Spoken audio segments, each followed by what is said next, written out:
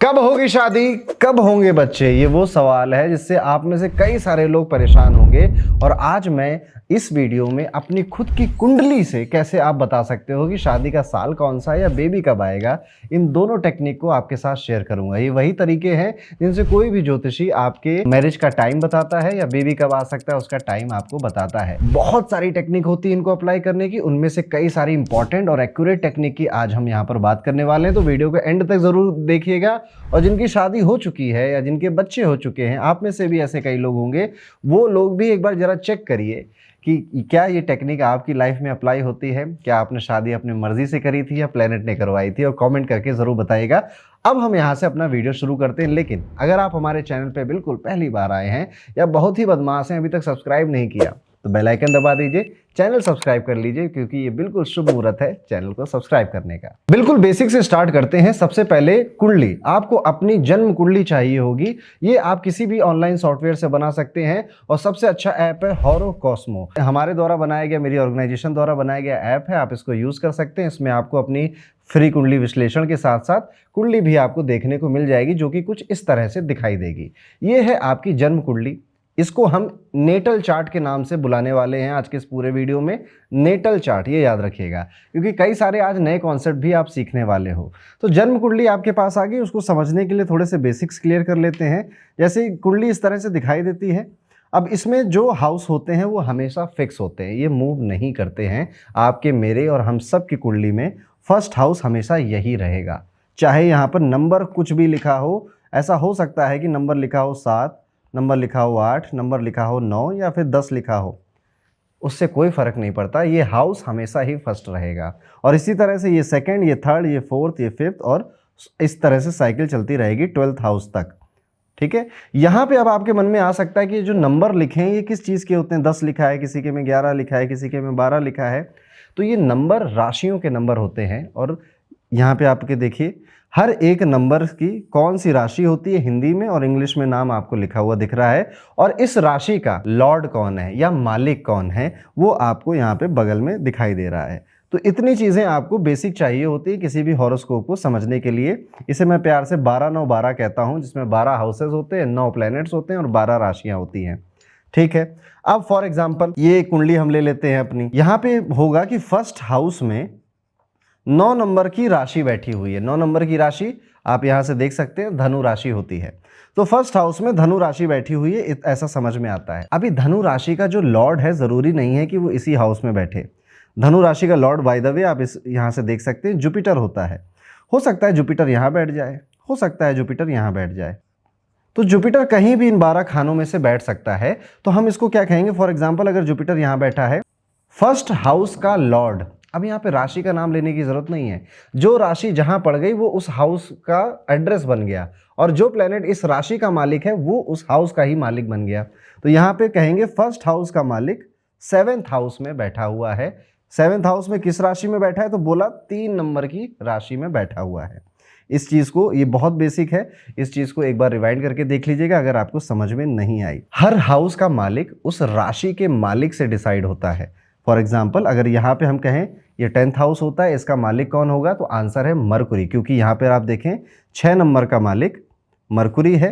6 number 10वें घर में पड़ा, तो 10वें घर का मालिक भी मरकुरी होगा। ये बेसिक, थोड़ा सा मैं इस पर ज़्यादा जोर इसलिए दे रहा हूँ क्योंकि आगे आने वाले जो कॉन्सेप्ट्स है ना, वो इस पर ही काम करने वाले हैं। अब इतना आपने समझ लिया। अब ये एक कुंडली देखिए आपके सामने, ये किसी रैंडम इंसान की जन्म कुंडली, लग्न कुंडली, नेटल चार्ट, बर्थ चार्ट, जो भी आप कहना चाहो कह दो, यही है। एक ही चीज होता है, नाम अलग अलग है। अब आपको इसमें देखना होता है कि मैरिज का हाउस कौन सा है। तो आंसर है कि मैरिज का हाउस होता है 7th हाउस। 7th हाउस, यहाँ पे 7th हाउस का मालिक कौन है। कंफ्यूजन हो सकती है कि आप यही देख के बोल दो कि 7th हाउस का मालिक मरकुरी है क्योंकि वो वहां बैठा है। आंसर है नहीं। यहाँ पर आप राशि देखोगे कि राशि क्या लिखी, 5 नंबर लिखी हुई है, और वापस से इस चार्ट पे जाओगे और देखोगे कि 5 नंबर की राशि सूर्य मालिक होता है। तो इस चार्ट की जब हम बात करेंगे तो कहेंगे कि सूर्य 7वें घर का मालिक है, बैठा चाहे जहां भी हो, मालिक वो 7वें घर का है। इतनी बात समझ में आ गई। अब अब मैं आपको एक नए कॉन्सेप्ट से इंट्रोड्यूस करवाना चाहता हूं जिसका नाम है गोचर या फिर ट्रांजिट। हिंदी में गोचर, इंग्लिश में ट्रांजिट। गोचर क्या होता है? देखिए, जब आपका जन्म हुआ तब प्लैनेट्स की मूवमेंट इन राशियों में थी, इसलिए ये आपकी जन्म कुंडली छपकर आ गई आपके सामने। लेकिन क्या प्लैनेट्स उस समय के बाद से मूव करना बंद कर दिए? आंसर है नहीं। प्लैनेट्स अभी भी मूव कर रहे हैं, और इवन जब मैं ये वीडियो रिकॉर्ड कर रहा हूँ वो तब भी मूव कर रहे हैं, और आप जब देखोगे वो तब भी मूव कर रहे हैं। तो ये जो मूव करते हुए प्लैनेट होते हैं इनको हम कहते हैं गोचर, ग्रहों का गोचर। इंग्लिश में कहते हैं प्लैनेटरी ट्रांजिट। ओके, जैसे फॉर एग्जांपल अभी आप अगर गूगल करोगे कि जुपिटर इज इन विच राशि राइट नाउ, तो आपको आंसर मिलेगा टॉरस। और ये सबके लिए, पूरे ब्रह्मांड के लिए जुपिटर टॉरस में ही है। यानी कि अगर मैं ट्रांजिट वाले प्लैनेट को हरे रंग से दिखाऊं तो बेसिकली यहां पर है जुपिटर। इसको मैं परमानेंट लिख देता हूं आपके लिए। ट्रांजिट वाला प्लैनेट मैं हरे रंग से दिखा रहा हूं। एक ये लाल वाला जुपिटर है। लाल वाला जुपिटर कौन सा है? नेटल जुपिटर, यानी कि आपकी बर्थ कुंडली का जुपिटर।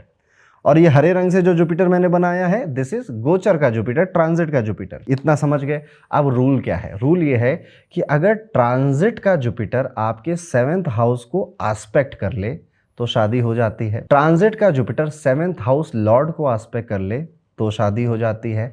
ट्रांजिट का जुपिटर अगर 9th हाउस को आस्पेक्ट कर ले तो शादी हो जाती है। ट्रांजिट का जुपिटर 9th हाउस लॉर्ड को आस्पेक्ट कर ले तो शादी हो जाती है। In some rare cases, rare of the rare cases, transit का जुपिटर 11th हाउस को आस्पेक्ट कर ले तो शादी हो जाती है। 11th लॉर्ड को आस्पेक्ट कर ले तो शादी हो जाती है। एक और रूल है, ट्रांजिट का जुपिटर अगर आपके नेटल वीनस को आस्पेक्ट कर ले तो भी शादी हो जाती है। एंड आई गेस मैंने यहाँ पर आपको 7 से 8 रूल बता दिए हैं। अब इसको प्रैक्टिकली कैसे अप्लाई करना है?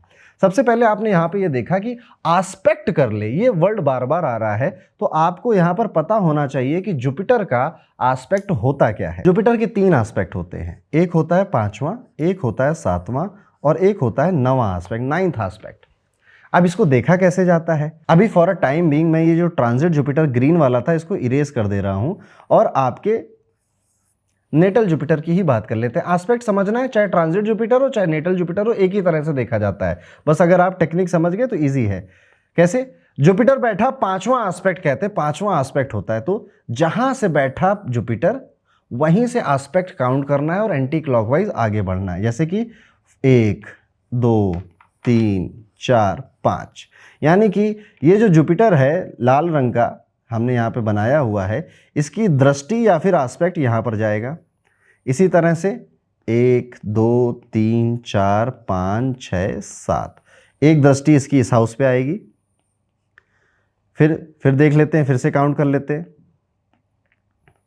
तो हमने अभी 5वां एस्पेक्ट और 7वां एस्पेक्ट काउंट कर लिया, और अगर आप 9वां एस्पेक्ट भी काउंट करोगे तो यहाँ तक तो 7 हो ही गए थे, 8 और ये रहा 9। तो इस तरह से जुपिटर बैठा तो 11th हाउस में था, लेकिन उसके एस्पेक्ट आपने क्या देखे? उसके एस्पेक्ट 3rd हाउस पे, 5th हाउस पे और 7th हाउस पे पड़ रहे हैं। ये होता है एस्पेक्ट। अभी मैं ये जुपिटर यहाँ से इरेज करके यहाँ बना दूँ तो आप यहाँ से काउंट करना शुरू कर देना, 1 2 3 4 5 6 और 7। तो यहाँ पे जाएगा, यहाँ पे जाएगा और यहाँ पे इस वाले हाउस पे जाएगा एस्पेक्ट जुपिटर का। इसे गुरु की दृष्टियाँ बोलते हैं। ऐसे ही हर एक प्लेनेट की कुछ कुछ दृष्टियां होती हैं, क्योंकि आज की वीडियो में हमें शादी और बेबी की बात करनी है और जुपिटर बड़ा इंपॉर्टेंट प्लेनेट है, इसलिए आज हम सिर्फ जुपिटर की बात करेंगे। अब इस रूल को लगा के देखते हैं। पहला रूल बोला, चले पहले ट्रांजिट वाला जुपिटर तो लगा लें। हरे रंग से ट्रांजिट का जुपिटर और लाल रंग से जन्म कुंडली में जो जन्मजात पूरे जीवन भर बैठा रहेगा वो वाला जुपिटर। चलिए, पहला रूल है ट्रांजिट का जुपिटर, यानी कि ये वाला जुपिटर अगर आपके 7th हाउस को एस्पेक्ट कर ले तो शादी हो जाएगी। इस कुंडली में अप्लाई करते हैं, 1 2 3 4 5, यानी कि 7th हाउस को एस्पेक्ट नहीं कर रहा है, तो पहला रूल तो नहीं लगा।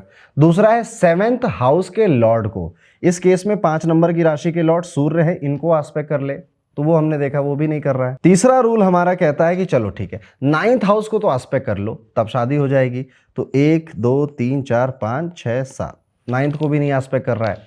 9th हाउस लॉर्ड को एस्पेक्ट कर ले, यानी कि वीनस को, तो वीनस तो बगल में बैठा, उसे भी एस्पेक्ट नहीं कर रहा है, ये वाला रूल भी नहीं लगा।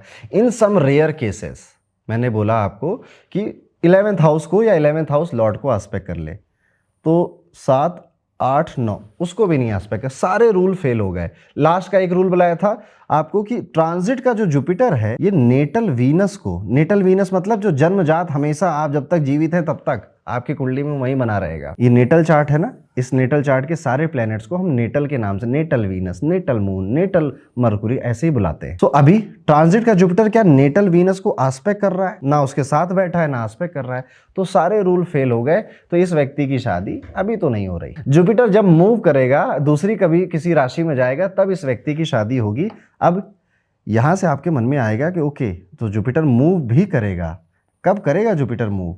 तो मैं आप सभी के इजी होने के लिए बता दूं, एवरी ईयर 15 मई के आसपास जुपिटर राशि बदल देता है। थोड़ी डेट आगे पीछे हो सकती है, बट मई में मान लीजिए कि हर साल वो अपनी एक राशि बदल के अगली राशि में चला जाता है। आज की डेट में टॉरस में है, 2025 के मई में वो टॉरस से हटकर जेमिनी में चला जाएगा, यानी कि वृषभ राशि से निकलकर मिथुन राशि में आ जाएगा। तो मैं यहां पे लिखूंगा नेक्स्ट ईयर 2025 मई के बाद की कहानी। अब रूल लगाते हैं जरा अपना। पहला रूल कि 7th हाउस को आस्पेक्ट कर दे, नहीं हो रहा। 7th लॉर्ड को आस्पेक्ट कर दे, नहीं हो रहा। 9th हाउस को आस्पेक्ट कर दे, तो 1 2 3 4 5 9th हाउस को आस्पेक्ट कर दिया। तो एक हमारा रूल यहां पे एक लाइन खींच लेंगे कि एक रूल तो लग गया, ठीक है। फिर 9th लॉर्ड को आस्पेक्ट कर ले या उसके साथ बैठ जाए, तो यहां पे देखिए जुपिटर नेटल वीनस के साथ बैठा हुआ है, एक रूल और लग गया। फिर in some rare cases 11th house को आस्पेक्ट कर ले या 11th लॉर्ड को आस्पेक्ट कर ले, तो ये जुपिटर देखिए 11th हाउस को भी और 11th लॉर्ड को, दोनों को आस्पेक्ट कर रहा है, तो दोनों रूल यहां पे लग गए। फिर एक रूल था कि वीनस को ही कर लो भैया आस्पेक्ट, तो वीनस के साथ बैठा, अच्छा साथ बैठा है तो भी आप आस्पेक्ट ही मानना, ठीक है, उसमें कंफ्यूजन नहीं। तो ये लग गए, 5 रूल लग रहे हैं आउट ऑफ 8, यानी कि इस पर्सन की शादी नेक्स्ट ईयर मई के बाद पॉसिबल है। और कब तक पॉसिबल है? तो 1 साल का टाइम पीरियड निकल कर आता है कि नेक्स्ट ईयर 2025 से मई से 2026 के मई में हाई चांसेस हैं कि इस व्यक्ति की शादी हो जाएगी। 1 साल के टाइम पीरियड पे आप आ गए। अब 1 साल से भी और नीचे जाने के लिए हमें राहु और मून का ट्रांजिट भी देखना पड़ता है, पर वो आज की वीडियो के लिए थोड़ा भारी हो जाएगा। आप कहोगे तो मैं जरूर बताऊंगा। Now this is your job कि आप कम से कम 5 से 6 चार्ट्स लीजिए अपने मम्मी के, अपने पापा के, अपने भाई बहन जिनकी शादी हो चुकी है और जिस साल उनकी शादी हुई थी। फॉर एग्जांपल किसी की शादी हुई है 2016 में, तो आप गूगल पे टाइप करिए कि जुपिटर 2016 में किस राशि में था, इन विच राशि Jupiter was placed in year 2016। आप से चेक करिए, जो भी आंसर आएगा नेटल जुपिटर को ऐसे चार्ट पे बनाकर देखिएगा और फिर उसके आस्पेक्ट काउंट करिएगा। और जो मैंने आज 8 रूल्स बताए हैं उनको अप्लाई करने की कोशिश करिएगा। कमेंट करके बताइएगा कि अप्लाई हुए या नहीं अप्लाई हुए। क्या यही है शादी को देखने के तरीके या कुछ और तरीके भी होते हैं? मोर देन 30 से ज़्यादा टेक्निक होती हैं सिर्फ शादी की डेट को फाइनलाइज करने के लिए। आज मैंने सिर्फ 8 शेयर किए हैं आपके साथ। आप इन्हीं के साथ प्रैक्टिस करिए और आपके रिस्पॉन्स होगा तो मैं बाकी की टेक्निक्स भी आपके साथ ज़रूर शेयर करूँगा। तो ये था कि मैरिज किस साल में होगी उसके लिए। अभी आपके मन में आएगा कि मेरा बेबी भी कराओ, बेबी का बताओ, बेबी कब होगा? अब बेबी के रूल्स बता रहा हूं। आप ट्रांजिट का जुपिटर यानी कि हरा वाला जुपिटर आजकल टॉरस में बैठा हुआ है, अगले साल मई के बाद जेमिनी में चला जाएगा। ट्रांजिट का जुपिटर अगर आपके 5th हाउस को आस्पेक्ट कर ले या फिर आपके 5th हाउस लॉर्ड को आस्पेक्ट कर ले, बेबी आ जाएगा। और ये रूल आपको फीमेल के चार्ट पे लगाना है, जो मदर है उसके चार्ट पे लगाना है। और आप देखिएगा, लेट्स सपोज किसी मदर का जो बेबी है वो 2004 में हुआ है, आपको चेक करना है। तो पहले बेबी के लिए बता रहा हूँ, फर्स्ट चाइल्ड के लिए, तो ट्रांजिट का जुपिटर चेक करिए गूगल पे कि 2004 में जुपिटर किस राशि में घूम रहा था और उसको चार्ट पे अप्लाई करिए, आपको आंसर मिल जाएगा। 5th हाउस से दृष्टि डाल रहा हो, 5th हाउस में आकर बैठ जाए या किसी भी तरह से अपनी तीनों दृष्टि में से किसी एक से 5th हाउस के लॉर्ड को आस्पेक्ट कर ले, आपको बेबी हो जाएगा। फॉर एग्जांपल बेबी के लिए ये चार्ट लेते हैं दोबारा से। अब इस व्यक्ति की तो अभी शादी नहीं हुई है, मान लेते हैं इसकी शादी हो गई थी, ओके फॉर एग्जांपल। तो Jupiter next year 5th house में खुद आ जाएगा, यानी कि नेक्स्ट ईयर बेबी का योग बन जाएगा। जुपिटर 5th हाउस के लॉर्ड को नहीं देख रहा है, तो एक ही रूल फॉलो हो रहा है यहाँ पे। मान लेते हैं अगले साल ये हनीमून पे गए, नहीं था बेबी का प्लान, तो जब ट्रांजिट का जुपिटर यहां पर आएगा यानी कि 5th हाउस का लॉर्ड के साथ, तब बेबी हो सकता है। इस तरह से आप अपने बेबी की कैलकुलेशन को कर सकते हैं। आई होप थोड़ा सा मैंने इजी रखने की ही कोशिश करी है। एक बार और वीडियो देख लीजिएगा ताकि और बेटर समझ में आ जाए। पर ये टेक्निक काम करती हैं और आप कमेंट सेक्शन में बताएंगे कितना काम करती है। तो आज मैंने आपको मैरिज और बेबी दोनों के लिए कुछ कुछ रूल्स बताए हैं। प्लीज़ अप्लाई करिए, तब तक मज़ा नहीं आएगा जब तक आप अप्लाई नहीं करेंगे। क्या ये 100% लोगों के चार्ट पे लग जाएंगे ये रूल? आंसर है नहीं। बहुत सारे रूल्स होते हैं ना, ज़रूरी नहीं है कि हर चार्ट पे ये रूल्स लग जाएं, पर ये वो रूल्स है जो 80% से ज़्यादा लोगों के चार्ट पे लग जाते हैं। दैट इज़ वाई आज मैं आपके साथ मलाई शेयर कर रहा हूँ। सारी तिगड़मबाजी नहीं, कुल मिला के सिंपल सी ये टेक्निक होती है। आप इसके साथ शादी का डेट चेक कर सकते हो। एक और टेक्निक आपको बताता हूँ, ठीक है, मैरिज के लिए, कि मैरिज का ईयर कौन सा होगा। ये बहुत एक्यूरेट टेक्निक तो नहीं है, लेकिन फिर भी मज़े के लिए काम करती है। ओके, जैसे कि आपको अपना लगन कुंडली देखना है। इस तरह से यहाँ पे देखना है 7th हाउस में कौन सा नंबर लिखा हुआ है। आंसर आया 5, तो 5 में हम 8 जोड़ देंगे। टोटल क्या आएगा, टोटल चेक करते हैं। टोटल आ जाएगा इसका 13। 13 में अब ये 13 में आपको पहले 5 जोड़ना है। आंसर आया 18। फिर 5 जोड़ना है, आंसर आया 23। फिर 5 जोड़ना है। अब मान लेते हैं यहाँ पे मेरे 5 था तो मैंने 5 लिख दिया, आपके हो सकता था 8 लिखा हो, तो 8 करके 8 जोड़ेंगे, ये गिनती भी बदल जाएगी, लेकिन 5 5 5 जोड़ते जाना है। ये वाला जो 5 है इसका इससे कोई लेना देना नहीं है, तो ये वाला तो सबके लिए परमानेंट रहेगा ये 5। बट ये वाली जो गिनती है यहाँ वाली, ये चेंज होगी। सिर्फ पूरी इक्वेशन में सिर्फ ये वाली गिनती चेंज होगी। यहाँ पर आपको वो गिनती लिखनी है जो आपके 7th हाउस में राशि है, उसका नंबर लिखना है। ये कन्फ्यूज़न हो सकती थी, इसलिए मैंने क्लियर कर दिया। अब ये जो एज निकल कर आई हैं, इन रनिंग एजेस में किसी में भी आपकी शादी हो सकती है। ये थोड़ा फन वे में है, बहुत ज़्यादा एक्यूरेट नहीं, पर फिर भी आप में से कई सारे लोग इससे रिलेट कर जाएंगे। Okay, so this was the whole video. I hope आपको समझ में आया होगा ना। आई होप आप ज्योतिष को प्रैक्टिस करेंगे और मुझे कमेंट सेक्शन में ज़रूर अपना फीडबैक देंगे। अगर इस तरह के प्रेडिक्शन वाले टॉपिक आपको अच्छे लगते हैं तो वो भी चैट में ज़रूर बताइएगा। मिलता हूँ आपसे अगले वीडियो में। राधे राधे।